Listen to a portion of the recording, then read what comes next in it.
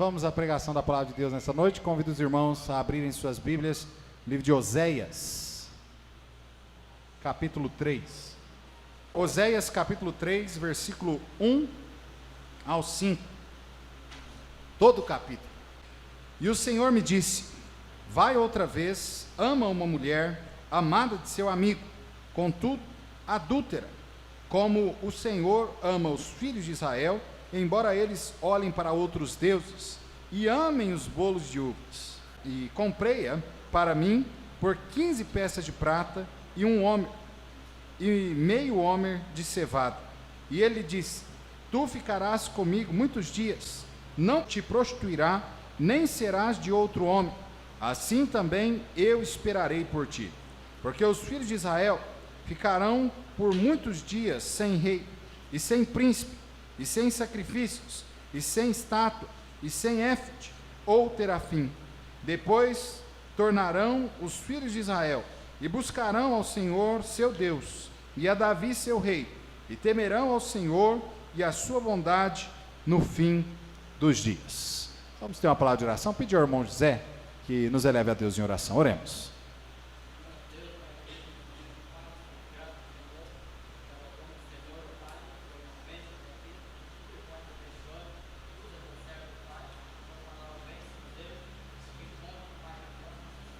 Sim, Senhor.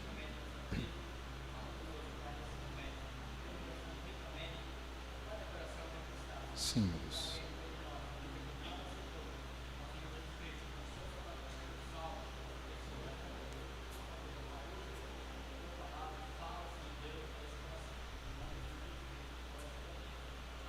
Amém. Podeis sentarmos? O livro de Oséias contém aí 14 capítulos e uma história maravilhosa.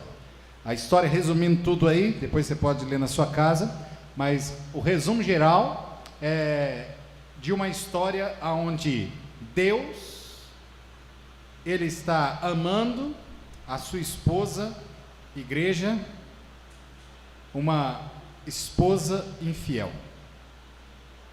Olha que coisa, né?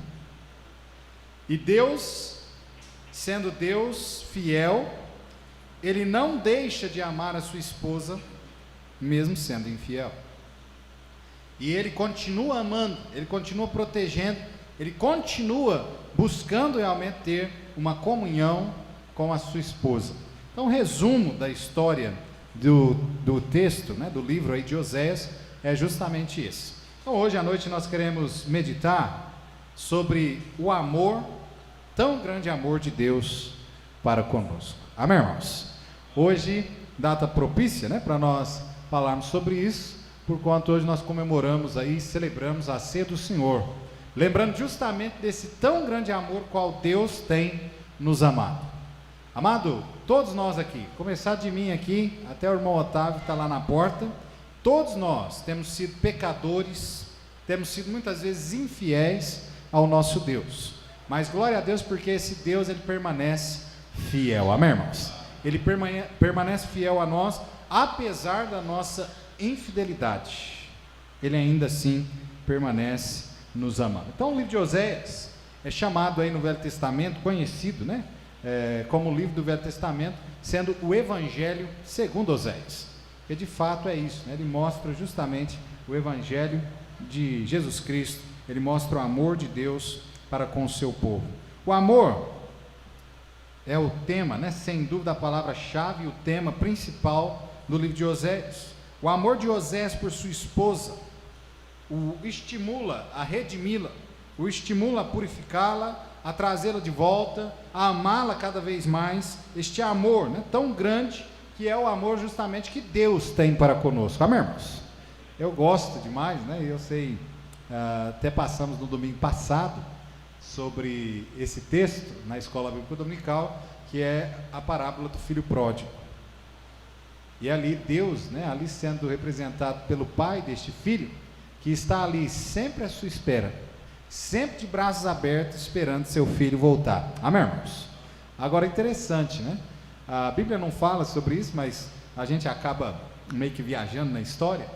E o texto ali fala sobre aquele bezerro cevado, que quando seu filho chega, ele manda matar o bezerro cevado. E às vezes eu fico pensando, será que aquele bezerro, quando seu filho saiu Ele pediu todos os seus bens e ele saiu para a vida, para desfrutar dos prazeres que esse mundo oferece, que são destrutivos. Será que não foi naquele dia em que ele saiu, o seu pai ali, com amor, esperança de que ele voltasse, será que naquele momento ele não falou: olha, separa um bezerro aí, porque eu tenho fé que esse meu filho vai voltar, e quando ele voltar nós vamos fazer uma festa? Amém, irmãos?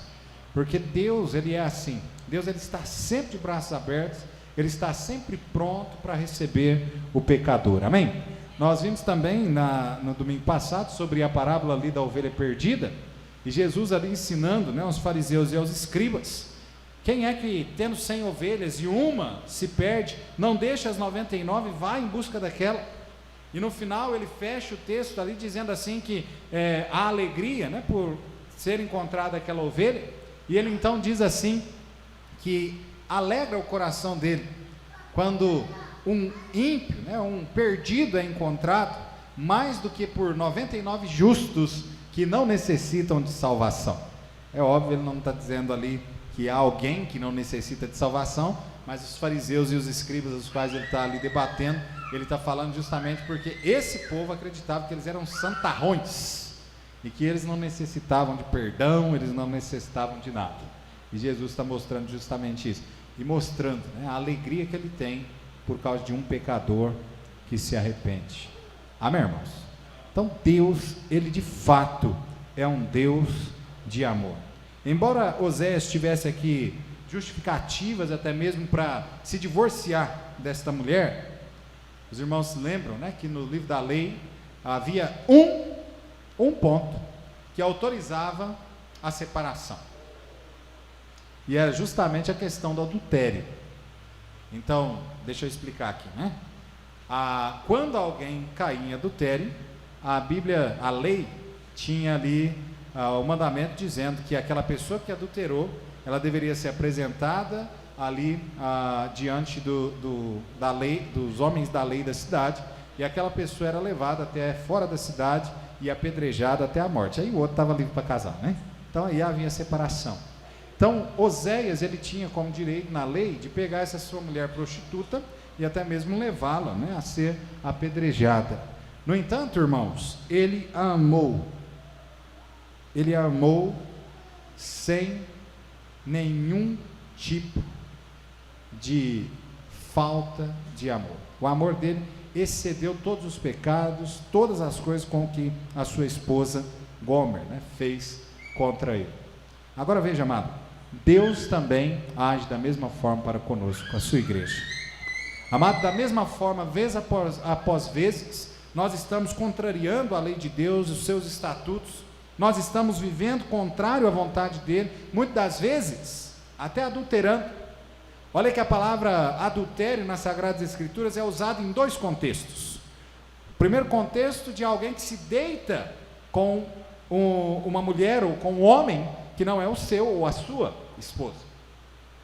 No segundo contexto, é usado aqui a palavra adultério nas Sagradas Escrituras para o povo de Deus que, ao invés de servir a Deus, de adorar a Deus, este único verdadeiro Deus, vai atrás de deuses estranhos. E a palavra de Deus diz que isso também é o adultério.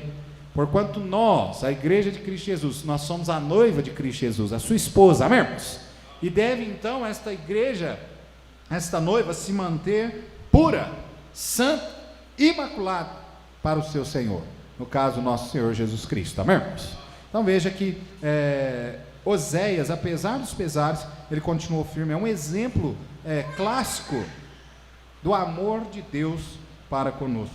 A ordem do Senhor a Oséias, inclusive, foi para que ele mostrasse graça e que ele não reivindicasse os seus direitos.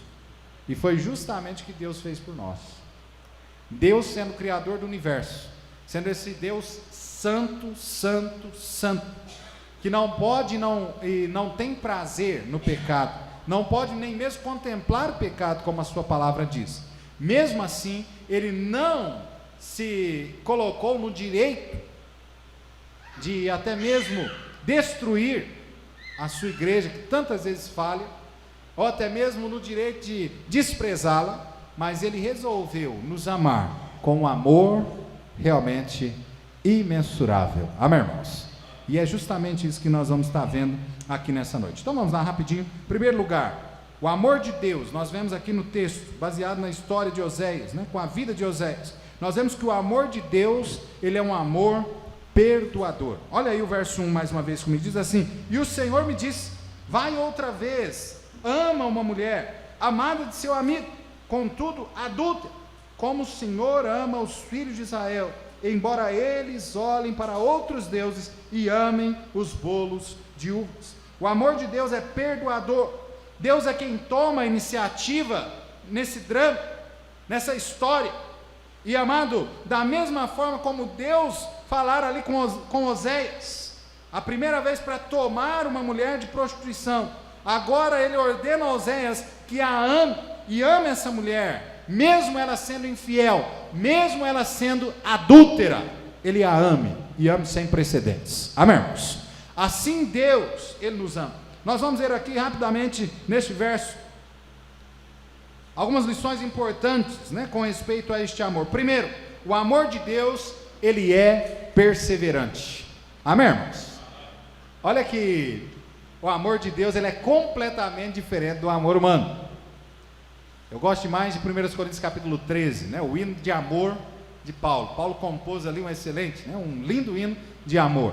Interessante que quando nós lemos ali 1 Coríntios, nós vamos vendo que o amor o qual Paulo está descrevendo não é um amor humano.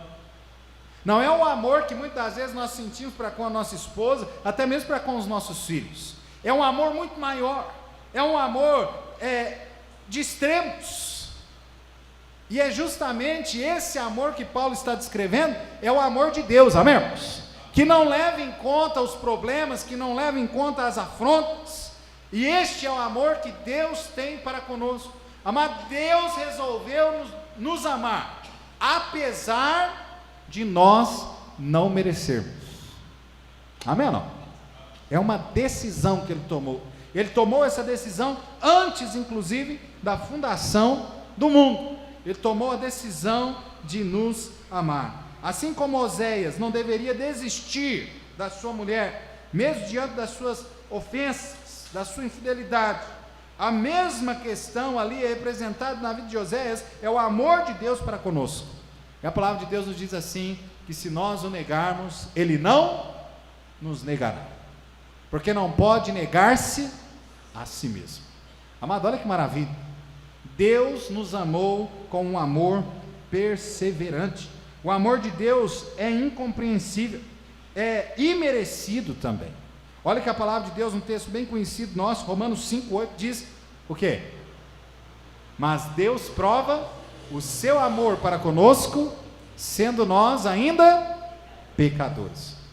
Sabe, eu vou colocar a minha versão para ficar melhor entendimento, trazer melhor entendimento. Mas Deus prova o seu amor para comigo, mesmo eu não merecendo. Mesmo eu não merecendo. É isso que Paulo está querendo dizer ali. Só que ele coloca uma palavra mais forte. Ele coloca assim, ó, sendo nós ainda pecadores. E o problema é que ali em Romanos 5,8 ele cita isso, e aí mais à frente em Romanos 6,23 ele cita, porque o salário do pecado é a morte. A morte. Então veja, amado, nós não merecemos o amor de Deus, e o que nós merecemos é a morte. O amor de Deus é um amor perseverante, mesmo a nós que somos deveras pecadores, miseráveis. O amor de Deus é também incondicional. Olha no versículo 1, ele diz assim: ama uma mulher amada de seu amigo e adúltera. O amor de Deus é imerecido. Deus ama seu povo apesar das suas infidelidades e dos seus pecados. Amado, com certeza no dia de hoje você pecou. Não sou um adivinho, não sou igual como muitos aí fora, né? Ensinam que, olha, ele é profeta, ele está revelando. Eu estou revelando agora para você, né? É uma revelação, hein, gente? Que você pecou hoje? Não. Deixa eu contar um segredo para você. E depois eu vou fazer uma confissão. Você peca todo dia. Eu vou fazer uma confissão agora. Eu peco todos os dias. E mesmo assim, Deus continua me amando. Amém, irmãos? Ele continua me amando. O amor dele é incondicional com a nossa ação. O amor de Deus, ele é incondicional com respeito aos nossos desejos, às nossas vontades. Ele nos ama, apesar de nós não merecermos. A ordem para Oséias aqui é amar a sua esposa infiel e adúltera, sua esposa Gomer. Ela que saiu de casa por vezes. Depois você pode chegar na sua casa e ler ali os primeiros capítulos, o 1 e o 2, né? Nós já estamos no 3, mas o 1 e o 2 já vai te deixar inteirado sobre isso. Por vezes aquele homem se casou com essa mulher, e por vezes aquela mulher, ela saía da sua casa e ela ia viver o adultério. Ela ia se deitar até mesmo com as pessoas ali por volta da sua casa. E por vezes Oséias deixou o seu lar, foi atrás daquela mulher, buscou aquela mulher de volta, por causa do amor o qual ela tinha para com ela. Ele a perdoava, ele a colocava de novo para dentro de casa. E amado, ele teve filhos com essa mulher. Ele constituiu uma família com essa mulher. E simbolizando justamente isso, amado. Por vezes nós pecamos, por vezes nós vamos contra Deus, mas o amor de Deus para conosco é incondicional. O amor também de Deus para conosco é sacrificial. Amém, irmãos? É fácil perdoar alguém? Não é. Tem um texto, inclusive em Provérbios, agora eu não vou lembrar a referência, mas ele diz justamente sobre a questão de que é muito difícil um homem perdoar a traição de sua mulher. É raro isso. É quase bem mais fácil de encontrar mulheres que perdoaram a traição de seus esposos. Mas é raro você encontrar um homem que perdoou a traição de uma esposa. É difícil. Agora veja que Oséias aqui, ele perdoou por vezes a traição da sua esposa. Isso não é fácil, amado. Perdoar inclusive a traição de um cônjuge, isso não é fácil. Mas Oséias aqui, ele demonstra que o seu amor para com a sua esposa ali era um amor sacrificial. Lembra que o amor de Oséias simboliza justamente o amor de Cristo para conosco. E o amor de Cristo para conosco, amado, foi sacrificial. Amém ou não? Seria muito mais fácil, até muito mais entendível, se quando o homem caiu em pecado no Éden, Deus houvesse mandado fogo do céu, destruir tudo, consumido com tudo, e começado tudo de novo. Seria ou não seria? Nós ainda assim, nós não poderíamos dizer assim, não, mas Deus é um Deus injusto. Não, ele praticou a sua justiça. Teria praticado a justiça. Por causa do salário do pecado é a morte, pronto, acabou. Deus seria nada mais, nada menos que justo. No entanto, Deus não desejou somente ser justo, mas Ele também desejou ser amoroso, complacente, benevolente. Amém, irmãos? Graças a Deus, gracioso. Ele desejou ser tudo isso. Ele não deixou de praticar a justiça, mas no entanto a justiça, a qual era para recair sobre minha cabeça, sobre sua cabeça, Ele a executou através de Cristo Jesus na cruz do Calvário. Amém, irmãos? Os nossos pecados foram imputados em Cristo Jesus, no momento em que Ele naquela cruz estava.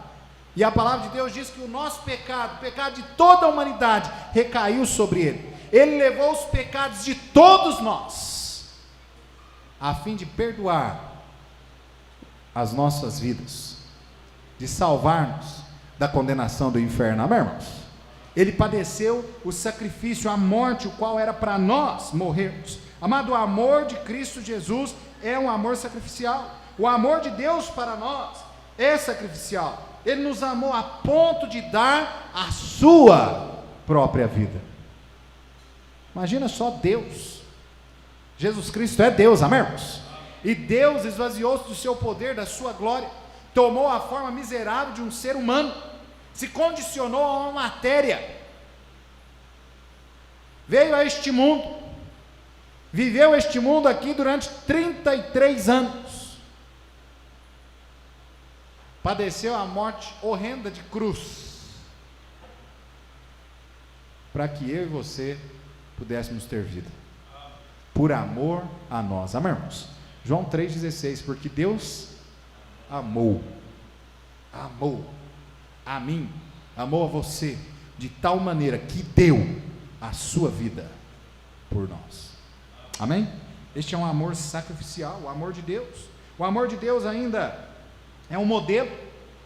O amor de Deus aqui é um modelo para o amor de Oséias. Olha ainda no versículo 1, diz assim: ama uma mulher amada de seu amigo e adulto, como o Senhor ama os filhos de Israel. O amor de Deus é um amor que deve ser modelo para as nossas vidas. Amém, irmãos? Amém, irmãos? Deus não quer que nós vivamos o amor o qual o mundo tem aí. O amor do mundo é um amor egoísta, é um amor mesquinho. O amor de Deus não. O amor de Deus não busca, né? Paulo fala isso lá em 1 Coríntios 13. Ele não busca os seus próprios interesses. Veja, o amor de Deus não é um amor egoísta. Tudo sofre, tudo crê, tudo espera, tudo suporta. O amor de Deus é um amor que deve ser modelo para mim, modelo para você. Até mesmo quando nós temos problemas em nosso lar, com a nossa família, quando nós temos problemas no trabalho, com os amigos de trabalho, na escola, amado, o amor de Deus deve ser o exemplo. O amor de Deus deve ser aquilo que nós devemos ter nas nossas vidas e agirmos e reagirmos como Deus deixou o seu exemplo a nós. Segundo lugar,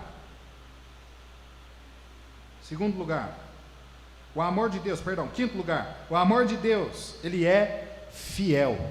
Amém, irmãos? Fiel. Olha só aí ainda no verso 1, a parte final do texto, ele diz assim: embora eles olhem para outros deuses e amem os bolos de passas. Amado, Deus ama os seus filhos. Amém? Ele ama os seus filhos, apesar da infidelidade que nós temos para com ele. A infidelidade dos filhos de Israel não anulou, nem apagou o amor fiel de Deus por eles. Olha que durante toda a história de Israel, nós podemos resumir a história de Israel, do povo de Israel com Deus, da seguinte forma: Deus amando, Deus abençoando e o povo rejeitando. É bem assim. Nós podemos ver na história os vários exílios, inclusive, que a nação de Israel teve de passar, teve de suportar, por causa da sua infidelidade para com Deus, e Deus ali amando assim mesmo, por seu amor, não é um amor displicente, ele ainda amando e corrigindo, tentando trazer de volta este povo para ele. Então veja, o amor de Deus é fiel, apesar de nossa infidelidade. O amor é fiel, o amor fiel de Deus é que serviu de suporte para Oséias continuar casado com Gomer, sua esposa. Amado, o amor fiel de Deus deve servir para nós também de suporte, para que nós continuemos vivendo o nosso matrimônio. Amém ou não? Veja, eu estou dando estudo aí para 2 casais, né, que vão casar, daqui a pouco para um terceiro. E sabe o que eu falo para eles sobre casamento? Eu falo assim, gente, escuta bem aí, vê se eu estou certo. Casamento é uma bênção. Amém ou não? Amém ou não, gente? Vixe, isso aí vocês podem falar amém, né? E eu falo assim, aí eu começo a falar assim para eles: olha, aí vocês nunca vão ter problema. Nunca. Sabe, tudo aquilo que você pensou, aqueles filmes que você assistiu, né? As moças, né? Eu falo assim, sabe, sempre ficava sonhando, o príncipe encantado que ia vir, naquele cavalo branco, sabe tudo aquilo? Aquilo lá é verdade. É assim que é o casamento? Não é. Então eu não falo assim. Eu falo assim, sabe aquele príncipe encantado que vinha no cavalo branco? Você vai acabar descobrindo que é um jumento com um sapo em cima. E você não vai saber quem que é o jumento.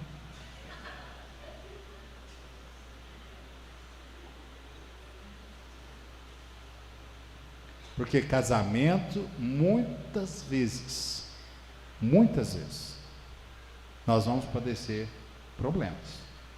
Verdade ou não é? Aquele casal que fala assim, não pastor, eu nunca tive um probleminha com a minha esposa. Eu nunca tive um probleminha com meu esposo. Eu saio até de perto. Porque Deus pode mandar um raio e fulminar na hora. É assim? Então o casamento, amado, tem problemas. Sabe o que faz a gente permanecer casado, o que faz a gente permanecer amando, o que faz a gente permanecer lutando pelo casamento, sabe o que é? É o amor de Deus que foi derramado sobre nossas vidas. Amém, irmãos?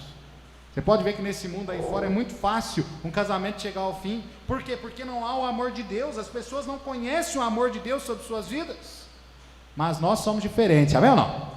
Nós somos servos de Deus, nós conhecemos de fato o amor de Deus. E nós então temos o suporte, né? Como suporte o amor de Deus revelado em nossas vidas. E aí nós podemos amar, mesmo não sendo muitas vezes amados.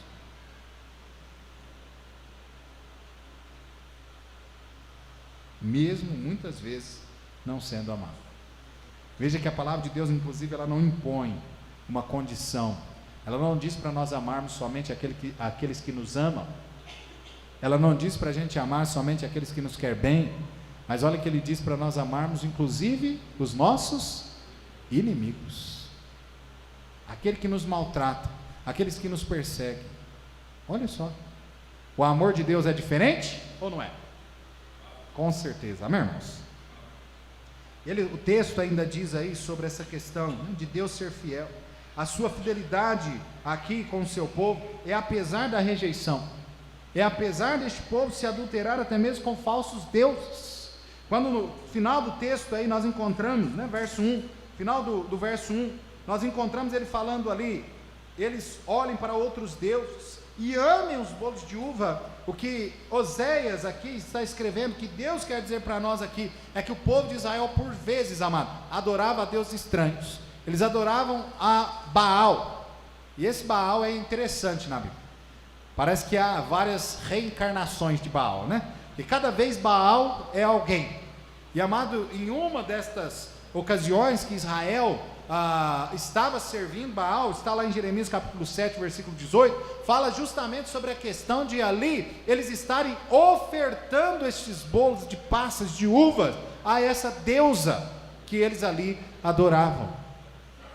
E amado, o que Deus quer de nós, o que Deus quer falar aos nossos corações, é que nós precisamos ser fiéis sempre, amém ou não? Assim como Ele é fiel com nós também devemos ser fiel a Ele, independentemente da circunstância em que nós estejamos vivendo. Segundo, o amor de Deus é redentor. Olha o versículo 2, ele diz assim: e comprei-a para mim por 15 peças de prata, e um homer meio homer de cevada. O amor de Deus, ele é redentor, ele é expresso apenas, não é expresso apenas em palavras, mas sobretudo em ação. Amado, ninguém, escuta bem o que eu vou falar, ninguém daria valor algum para Gomer. Vou te contar por quê. Apesar de Gomer ser uma prostituta, que normalmente a gente olha, né, prostituta deve ser umas mulheres bonitas, né, lindas. Só que Gomer aqui, ela está em fim de carreira. Ela não é uma mulher bela.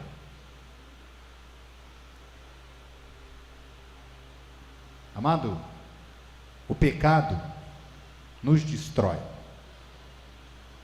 em todos os pontos que você imaginar, inclusive fisicamente. Você já pegou uma foto sua antes de você entregar sua vida a Jesus? Você tem lá na sua casa aquela foto assim, você tinha lá, hoje você deve ter seus 40 anos, né? 50, vamos pôr aí, 50. E aí você tinha aqueles seus 20 anos, só que você era perdidão no mundão, mas você tinha 20 anos. Você tem uma foto assim lá em casa? Quem tem essa foto aí? Ih, mas você era bonito. Não era? Parecia o cão chupando limão. De tão feio. Eu já falei para os irmãos aqui, qualquer dia eu vou pegar essa foto lá na minha mãe e eu vou trazer para cá, vou bater uma foto e vou mostrar para os irmãos. A minha mãe, mais meu pai, meu avô zoava, eles falavam assim, parecia Lidu e Kung Fu, não sei quem que é. Mas eu só sei que devia ser feio demais, porque meus pais, quando eram perdidos, era horrível. 2 magrelos. Fumava 1 pacote de cigarro por dia. Quanto que vem? Quantos maços vem naquilo lá? 10. Então você imagina, por dia, os dois fumavam 10 maços de cigarro. Estou brincando não, gente. Era magro. Parecia só a capinha do contrafilé. Gente, depois se converteu. Hoje minha mãe está com, se não me engano, 65, 67 anos. Eu sou ruim com esse negócio de aniversário dos outros, tá? Mas até hoje, minha mãe está muito melhor do que quando ela tinha lá seus 25 anos, lá atrás. 20 anos, sei lá o quê. Porque Deus, Ele faz maravilha na nossa vida, amém, irmãos? Quando Jesus, Ele nos salvou naquele estado ruim, horrível que nós estávamos. O pecado estava nos destruindo por dentro e por fora. Nós estávamos acabados realmente. Mas, amado, nós não valíamos nada. Até hoje nós não valemos. Se eu valho alguma coisa hoje, é por causa de Cristo Jesus, amém? Por causa de Cristo, não por causa de mim mesmo. Mas veja, amado, Gomer não valia nada. Ela estava agora sendo vendida. Ela que anteriormente deveria ter ganhado algum dinheiro com a prostituição na sua juventude, agora no final de carreira ela estava sendo vendida como escravo, e ninguém queria dar nada por ela. Essa é a realidade.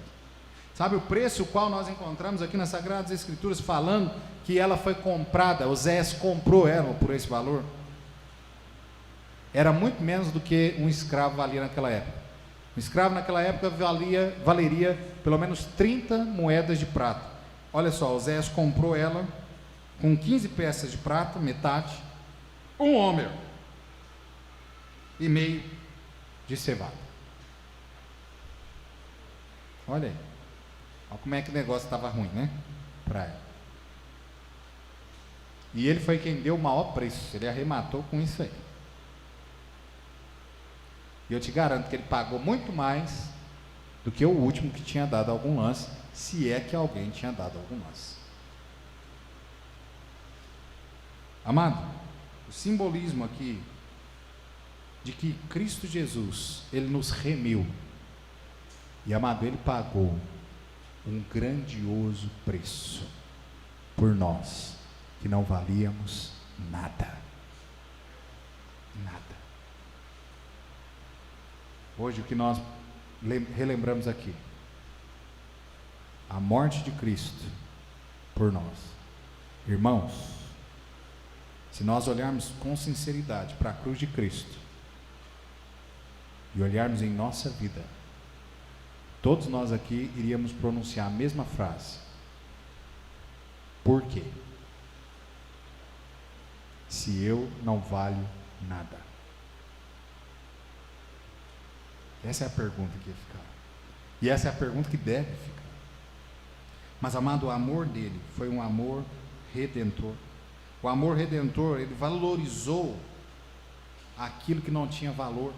Ele agregou valor àquilo que era completamente desvalorizado. O amor redentor investiu em quem o pecado havia desprezado, em quem ele havia destruído. Olha só. O amor redentor do nosso Senhor Jesus Cristo. O pecado rouba o valor das pessoas, enquanto o amor de Deus investe nelas. E é importante, irmãos, lembrarmos que Deus nos comprou não com prata ou com ouro, mas com o sangue do seu único Filho, Jesus Cristo. Amém, irmãos? É o que está dito lá em 1 de Pedro, capítulo 1, versículo 18 e 19. Ele não nos comprou com prata ou com ouro, Ele nos comprou com algo muito mais valoroso. O sangue do próprio Deus foi derramado na cruz do Calvário, por mim, por você. O sangue do próprio Deus, algo muito de maior valor. Terceiro, o amor de Deus é disciplinador. Olha só aí no versículo 3, ele fala assim: e ele disse: tu ficarás comigo muitos dias, não te prostituirás, nem serás de outro homem, assim também eu esperarei por ti. O amor de Deus, amado, é disciplinador, ele exige mudança de conduta. No entanto, amado, nós somos salvos, lavados pelo sangue de Cristo Jesus, mas ele exige que nós tenhamos uma mudança de vida. Amado, o amor de Deus, a salvação de Cristo Jesus, o Espírito dele que entrou, habita em nossas vidas, deve fazer com que nós tenhamos mudança de vida. Não dá para dizer que é salvo em Cristo Jesus e viver do mesmo jeito do passado. Aonde entra a luz, o que acontece com as trevas? Vai embora. Se olhar lá para fora, você vai ver que tem um pouco de trevas lá. Mas aqui dentro nós estamos na luz. Amém ou não? E aquele que está em luz, ou aquele que está na luz, a sua vida não deve ter nem um pouquinho, nem um resquício de trevas, porquanto essa luz é muito mais forte do que nós aqui estamos contemplando, porque essa luz é Jesus. Amém? Ele é a luz do mundo. Então, amado, este amor, ele é um amor disciplinador. Olha que ele trabalhou, Deus ali trabalhava na vida de Gomer. Oséias ali colocou condições, como ele representando Deus, ele colocando ali condições para que haja mudança, haja uma transformação. Amado, a maior prova do arrependimento é a obediência. Amém ou não? A maior prova do arrependimento para com Deus é a obediência. Quando nós então entendemos o Evangelho de Cristo e vemos que nós não valíamos nada, que nós estávamos realmente indo caminho largo, passadas largas para o inferno, e nós então olhamos para a cruz de Cristo, nós vemos que Deus, esse ser onipotente, transcendente, morreu ali por nós, sem nós merecermos, e Ele era o único que poderia nos salvar, e Ele deu a sua vida por nós. E quando nós então entendemos e nós recorremos a Ele, pedindo para Ele salvar a nossa alma, porque nós não queremos perecer no inferno, isso deve fazer com que em nós haja uma força tão grande, um desejo tão grande, de viver uma vida que glorifica a Ele, abandonando todos os pecados, todas as coisas ruins que há em nossa vida. Amém, irmãos? Deve. O arrependimento, a maior prova de arrependimento é a obediência. O que é que Deus espera de mim e de você, como alguém que diz que entregou a vida a Jesus? Obediência à sua palavra. Amém, irmãos? Obediência. O amor disciplinador implica também em promessa de reconciliação. Olha no versículo 3, ainda diz assim: ele disse: tu esperarás por mim, assim também eu esperarei por ti. E olha só, o amor disciplinador de Cristo por nós, Ele também nos reconcilia com Deus. Amém? O que é que nós estamos esperando nessa terra?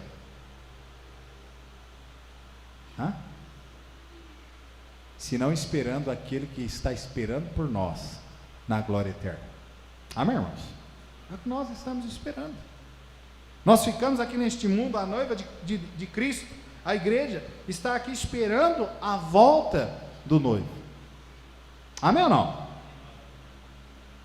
Inclusive foi o que nós falamos aí no período de ceia. A ceia deve nos remeter a isso. Ele disse: fazei essas coisas até que eu venha. É esperar a volta de Cristo Jesus. Gomer foi privada dos privilégios na relação conjugal com seu marido aqui. Essa disciplina, entretanto, tinha como propósito a restauração de sua fidelidade ao seu verdadeiro marido. Amado, o que nós estamos fazendo nessa terra? Nós estamos esperando Cristo voltar. Enquanto isso, nós estamos sendo trabalhados, nós estamos sendo moldados, nós estamos sendo edificados, para que quando Ele venha, Ele encontre a sua noiva preparada. Amém, irmãos? Encontre a sua noiva preparada, para que Ele então possa ter com a sua noiva a reconciliação, a união e a união eterna. Amém? A união eterna. Gomer deveria esquecer-se dos seus amantes e esperar por seu marido. O marido, por sua vez, esperaria por ela. A disciplina não é para nos afastar de Deus. Os problemas que nós enfrentamos nesta vida não é para nos deixar longe de Deus, revoltado contra Deus, senão para nos aproximarmos dele a cada vez mais. Amém, irmãos? Cada dia mais. O amor disciplinador inclui a privação de privilégios. Olha no versículo 4, a parte A do versículo diz: porque os filhos de Israel ficarão por muitos dias sem rei, sem príncipe, sem sacrifício.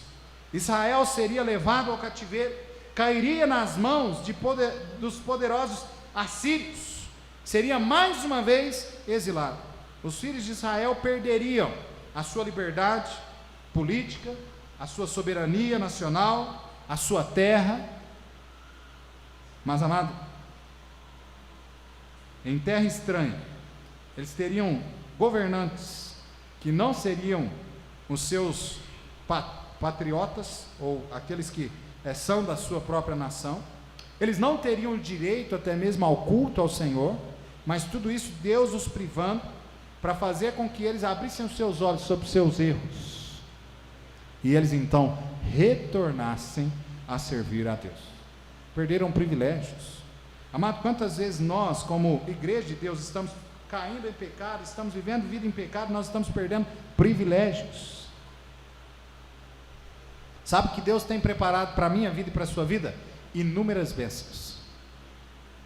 Sabe por que na grande maioria das vezes nós não a recebemos? Porque nós estamos vivendo contrário à vontade de Deus. É bem simples. É bem simples. O amor disciplinador requer também o abandono de toda a prática de idolatria. Ainda no versículo 4, aí, a parte B, ele diz assim: sem colunas, sem estola sacerdotal ou ídolos no lar. Israel seria levado para o cativeiro por causa da sua idolatria.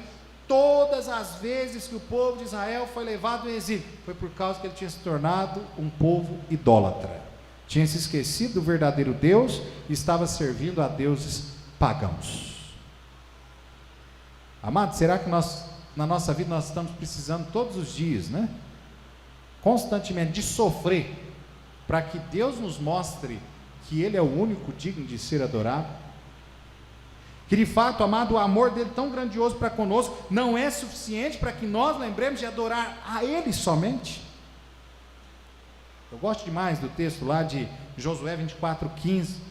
Josué olha para o povo e fala assim: olha, eu já fiz a minha resolução aqui, e agora vocês fazem a de vocês. Vocês escolhem aí, se vocês vão adorar aos deuses dos amorreus, dos heteus, dos girgazeus, em cuja terra vossos pais habitaram, vocês escolhem, ou se vocês vão adorar ao único verdadeiro Deus. Porém, eu e a minha casa, o que ele fala? Serviremos ao Senhor. Amado, Josué já tinha comprovado que os deuses destes povos para trás não valeram de nada para eles. Lembra, foram os povos que eles foram entrando na terra, guerreando contra eles, consumindo. A grande maioria desses povos não existem mais, e os seus deuses não valeram de nada para eles.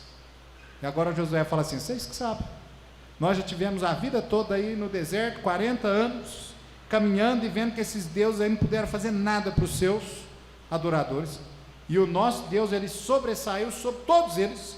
Ele nos manteve vivos durante 40 anos peregrinando para o deserto, nos deu esta imensa terra que mana leite e mel, e agora vocês escolhem, o que vocês querem fazer? E amado, a mesma escolha Deus ainda dá a nós até hoje. Amado, Deus tem cuidado de nós, Deus tem protegido de nós, Ele tem sido a nossa suficiência, Ele é quem nos mantém, e até hoje Ele está assim esperando a sua decisão. Você vai adorar unicamente, exclusivamente Ele, ou você vai atrás de deuses que nada podem fazer por você? E a palavra de Deus diz sobre esses deuses: tem boca, mas não fala; tem olhos, mas não vê; tem mãos, tem pés, mas não anda. Em outras palavras, irmãos, eles não têm nada. Nada. Agora o nosso Deus, Ele é dono de tudo. E Ele pode todas as coisas. Amém, irmãos? Em último lugar aí, o amor de Deus, Ele é restaurador. Olha o versículo 5, ele diz assim: depois tornarão os filhos de Israel e buscarão ao Senhor seu Deus e a Davi seu rei, e temerão ao Senhor e a sua bondade no fim dos dias. O amor de Deus é restaurador, atrai a todos, inclusive aqueles que estão longe. Amém, irmãos? Ele é restaurador. Aqueles que buscavam os deuses falsos, os ídolos das nações, e se prostituíam com as suas abominações de idolatria. Agora, no final do nosso livro, nós vamos ver que eles estavam buscando a Deus. O que foi que você fez no passado? Eu sei que aqui, talvez nós tínhamos pessoas que adoravam a tantos deuses diferentes, talvez alguns até que adoravam, né, a magia negra, diabo mesmo, literalmente. Mas o amor de Deus buscou você, trouxe você para Ele. Amém, irmãos? Trouxe você para Ele. O amor restaurador preserva também a aliança. Olha o versículo 5, a parte A diz: depois tornarão os filhos de Israel e buscarão ao Senhor seu Deus e a Davi seu rei. Israel pecou e caiu, mas é ainda povo de Deus. Amém, irmãos? Nós muitas vezes tropeçamos, nós muitas vezes caímos, mas ainda somos povo de Deus. Se tem algo que os batistas gritam, é que nós somos salvos para sempre. Amém, irmãos? Para sempre. Eu sei que tantas pessoas, não, você cai da graça. Olha, se você deixar de vir à igreja, você cai da graça. Amado, não existe salvo uma vez, salvo para sempre. Amém ou não? Agora tem uma questão: aquele que é salvo verdadeiramente, aquele que é filho de Deus, não consegue ficar longe de Deus. Amém? Não consegue ficar longe do Pai. O filho que ama o Pai não consegue ficar longe do Pai. Ele está sempre ali, sempre por perto, sempre buscando comunhão com o Pai. Amado, o amor restaurador aponta para uma gloriosa consumação. A parte B do versículo 5 diz: e nos últimos dias, tremendo, se aproximarão do Senhor e da sua bondade. Agora veja, amado, a aflição tinha o propósito de dirigir o povo de Israel ao Senhor, e com penitência tinham de esperar por sua bondade. Eles voltarão para o Senhor tremendo, não por causa do seu castigo e juízo, mas por causa da sua bondade. É a bondade de Deus que conduz o seu povo ao arrependimento, à salvação e à vida eterna. Amém, irmãos? É a bondade dele para conosco. É certo sim, amado, que quando nós ouvimos o Evangelho, nós entendemos que nós estávamos caminhando para o lago de fogo, que nós seríamos destruídos, que a ira de Deus estava sobre nós. Mas, amado, o que nos aproximou de Deus não foi a ira dele pelos nossos pecados, pela vida a qual nós vivíamos, mas foi justamente a bondade a nós revelada por Ele, através de Cristo, que pagou o preço por nós. Amém? Foi a bondade. Olha que se nós olhássemos somente ali a ira de Deus caindo sobre nós, nós iríamos até mesmo rebelar contra Deus. Mas o que ficou mais evidente foi a graça dele, o amor dele para conosco. Ele dizendo para nós: você não precisa fazer nada. Nada. Você só precisa me receber como seu único e suficiente Salvador. De fato, amado, nós não pagamos nada. Ele foi quem pagou por nós. Se não me engano, Colossenses 2, 14 e 15, aonde a palavra de Deus nos diz ali que, havendo de uma só vez pagado a cédula que era contra nós, cravando-a na cruz, todos os nossos pecados, tudo que nós devíamos. Esse tão grande amor de Deus para conosco. Irmãos, quão grande amor Deus tem tido por nós. Amém? Nós não somos merecedores, mas que nós devemos levar em consideração e a aplicação que nós precisamos ter em nossa vida é que este Deus que revelou para conosco tão grande amor, Ele deve ser amado por nós cada vez mais. Cada vez mais. Nós devemos realmente viver de forma a glorificar, a exaltar o nome dEle em tremenda obediência à sua palavra, e que Ele cumpra em mim, que Ele cumpra em você os desejos dEle e não nosso. Amém? Vamos orar.